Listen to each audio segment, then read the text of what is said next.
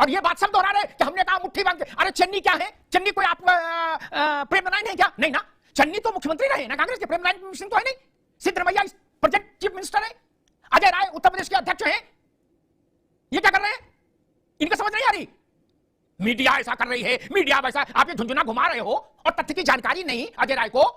2 दिन पहले राफेल ने उड़ान भरी है शाहजहांपुर यमुना गंगा एक्सप्रेसवे पर, ये बता रहे कि वो नींबू मुर्ची बांध के खड़ा कर दिया। आपको एबीसीडी पता नहीं, क्यों बोल रहे हो? जब आपको एबीसीडी नहीं पता, आप कांग्रेस के संगठन का काम देखो, अध्यक्ष हो, या आपको एबीसीडी पता हो, या अगर पता है और फिर भी नहीं बोल रहे हैं तो आप और ज्यादा अपराध नमस्कार दोस्तों, स्वागत है आपका द फर्स्ट डिबेट और अमिताभ अग्निहोत्री जी की बहुत ही ज़बरदस्त और बहुत ही धमाकेदार डिबेट वीडियो में।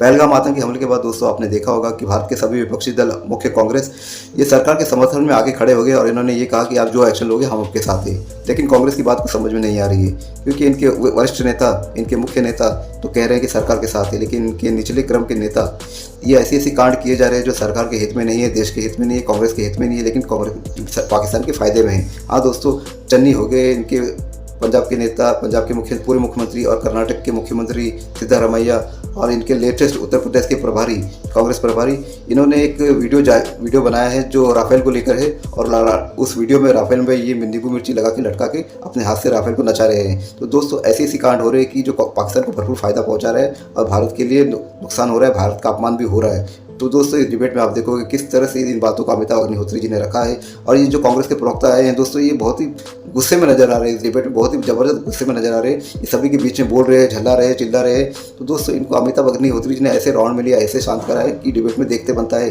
अगर बात देश की बात आती है तो दोस्तों अमिताभ अग्निहोत्री कितने संजीदा हो जाते हैं, कितने गुस्से में रहते हैं। आप इस डिबेट में देखोगे आपको समझ में आ जाएगा कि अमिताभ अग्निहोत्री जी कितने सच्चे देशभक्त थे। और इनसे जब देश के खिलाफ कोई जाता है तो अमिताभ अग्निहोत्री उनको छोड़ते नहीं है। दोस्तों डिबेट जोरदार है, मजेदार है, शानदार है, पूरा देखिए, बहुत आनंद आएगा आपको। तो चलिए शुरू करते हैं डिबेट वीडियो, लेट्स स्टार्ट। बहुत दिन हो गए हैं, मजा नहीं आ रहा है। अभी मजा आएगा ना, भिड़ो पिक्चर चालू करो बे। हाँ, वो वक्तव्य याद है।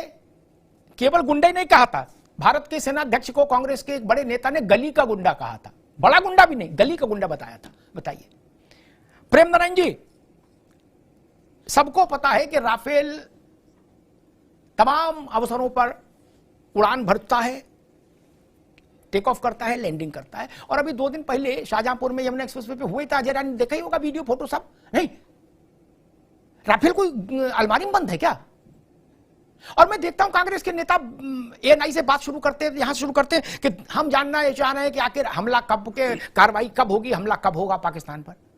मुझे विश्व के इतिहास से कोई घटना बताइए जिसमें हमला सार्वजनिक वक्तव्य जारी करके किया गया हो, प्रेस रिलीज कि भाई परसों दोपहर में 2 बजे मुहूर्त पंडित जी ने निकाला है, हमला करेंगे।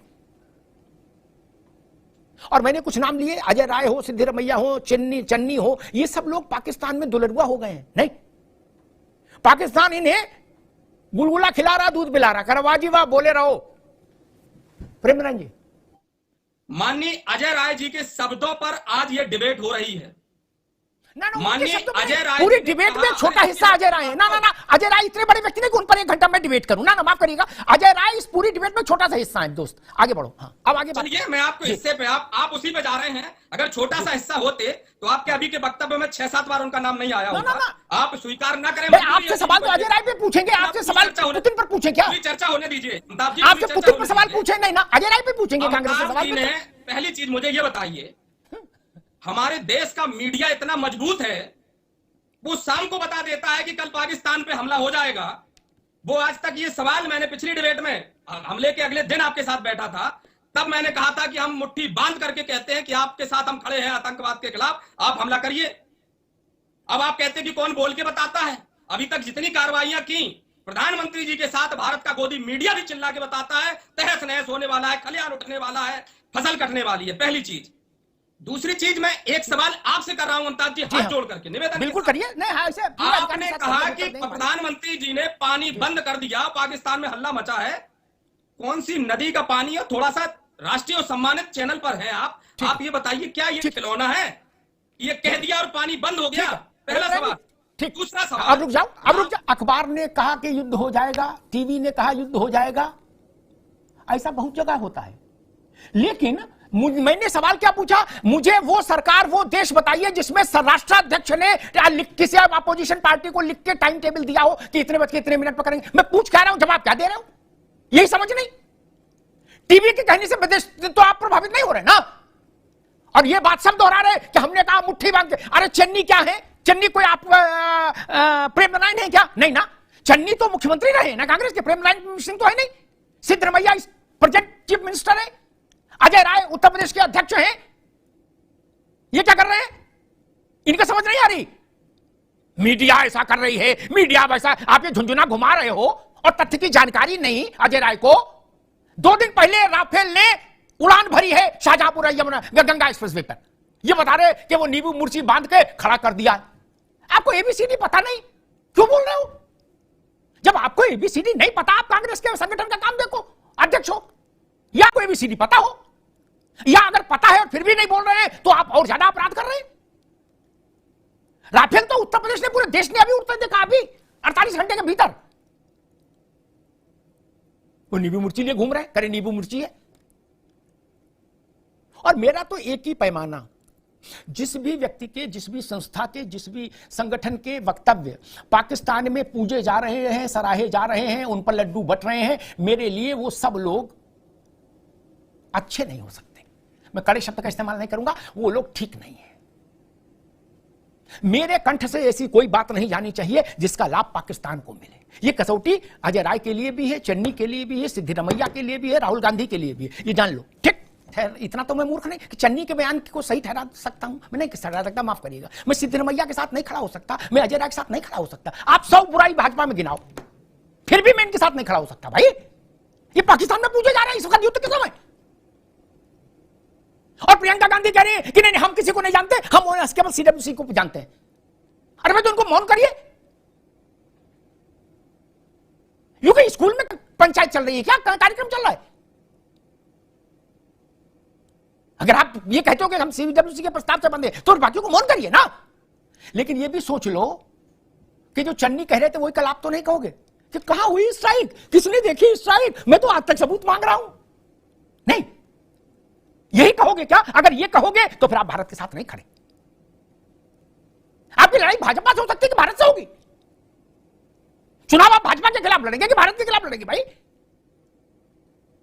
2600 से आने चाहिए। मैंने तो एक प्रस्ताव रखा था 22 के बाद, जो बहस कर रहा था किसी ने, उसमें मैंने सरकार के समक्ष एक प्रस्ताव रखा था कि अभी विरोधी दल के नेताओं को चिट्ठी भेज के पूछ लो कि जिन जिनको बाद में सबूत मांगना हो, जब कार्यक्रम हो जाए, आज नहीं कल, कल नहीं परसों, 10 दिन में कार्यक्रम तो होना ही है।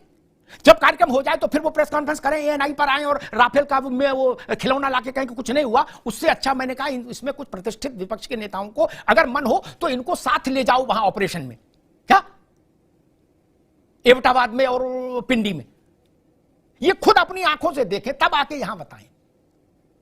साहस की तो कोई कमी है नहीं, जा सकते हैं, बाद में झंझट तो नहीं होगा। कितने लोग होंगे, 30-35। मैं चन्नी साहब को, मान लो कांग्रेस की तरफ से चन्नी चले जाए, इनको भी हर को उसमें राफेल में बैठा हो ले जाओ, अजय राय को ले जाओ, नहीं होगी। तो ये लोग जब अपने वीडियो खुद बना के आएंगे तो फिर सबूत तो नहीं मांगेंगे ना किसी से, देख के आएंगे क्या हुआ। हाथ कंगन को आरसी क्या, पढ़े लिखे को फारसी क्या, वो ज्यादा अच्छा हो जाएगा। खैर देखिए, हवाई फायरिंग जो मासूमी सरकार जितनी कर ले, डिजिटल प्रहार, एक अकाउंट बंद कर दिया, पानी बंद कर दिया, हुक्का बंद कर दिया, फलाने, अरे ये सबसे देश समझ गया है कि आप बातूनी लोग हैं। आप अशोक भाई अभी रुकना होगा। ठीक, आ गया। सवाल पूछने की स्वतंत्रता हमेशा होती है, होनी भी चाहिए। ये देश चाइना के अटैक पर आज भी सवाल पूछ रहा है। पंडित जी को गए इतने वर्ष हो गए, नेहरू जी को, फिर भी आज भी सवाल पूछ रहा है। 48 में हमारी जमीन कैसे कब्जा हो गई, आज भी सवाल पूछ रहा है। लेकिन अशोक जी, आपके प्रश्न का उत्तर दे रहा हूं मित्र, लेकिन जब चाइना से युद्ध चल रहा था नेहरू जी के समय, तब कोई अगर ये सवाल उठाता तो बात खराब होती। युद्ध खत्म हो गया, परिणाम जो सामने आया, ठीक है, उसके बाद उसकी जांच हुई, पड़ताल हुई, आज तक प्रश्न उठते हैं। पार्लियामेंट की बहस देखिए, एक से एक विद्वान लोगों ने सवाल उठाए नेहरू जी पर। मैं उस बहस का यहां उदाहरण नहीं देना चाहता। क्या अक्साई चीन को लेकर जवाहरलाल जी ने क्या कहा, तो महावीर ताजी ने उनसे क्या कहा था। लेकिन वक्त होता है सवाल का मित्र, वक्त होता है। सवाल हो रहा है कि भाई वो आ कैसे गए, प्रश्न है, वैलिड है। लेकिन फिर जब आप ये प्रश्न, आज एक तो वक्त और दूसरा, कोई वैसरन घाटी से 1000 गुना ज्यादा सुरक्षित तो प्रधानमंत्री का निवास होता है, किसी भी घाटी से ज्यादा 1000 गुना सुरक्षित। प्रधानमंत्री अपने घर में गोलियों से छलनी कर दी गई, ये काय का फेल्योर था? ये किस बात का फेल्योर था? लेकिन इंदिरा जी की, जिस दिन इंदिरा जी की मृत्यु हुई, किसी मूर्ख ने यह सवाल नहीं उठाया, किसी मूर्ख ने यह सवाल नहीं उठाया। उस वक्त हम इस बात से स्तब्ध थे कि इस देश की एक बड़ी नेता चली गई। किस मूर्ख ने यह सवाल उठाया, वो बता दीजिए मुझे कि इंदिरा जी मर गई, छोड़ो, हम सवाल उठा रहे हैं प्रधानमंत्री निवास में इतनी बड़ी घटना घट कैसे गई? किसी ने पूछा था? इस सलीका सीखना होगा, इस सलीका सीखना होगा। 84 में इंदिरा जी के दिवंगत होने वाले दिन, उससे 5 दिन आगे तक के एक भी वक्तव्य बता दीजिए कि किसी बड़े नेता ने सवाल उठाया हो कि ऐसा हो कैसे गया। वो ब्लॉक प्रमुख का मकान था, वो भारत के प्रधानमंत्री का सरकारी आवास था। किसी ने पूछा? तब फिर गाल ना बजाओ यार। और आज भी कोई नहीं पूछता है, क्योंकि वो सवाल शोभनीय नहीं होगा। देश ने अपनी प्रधानमंत्री खोई, एक बड़ा नेता खोया। ये देश उस मिजाज का देश है।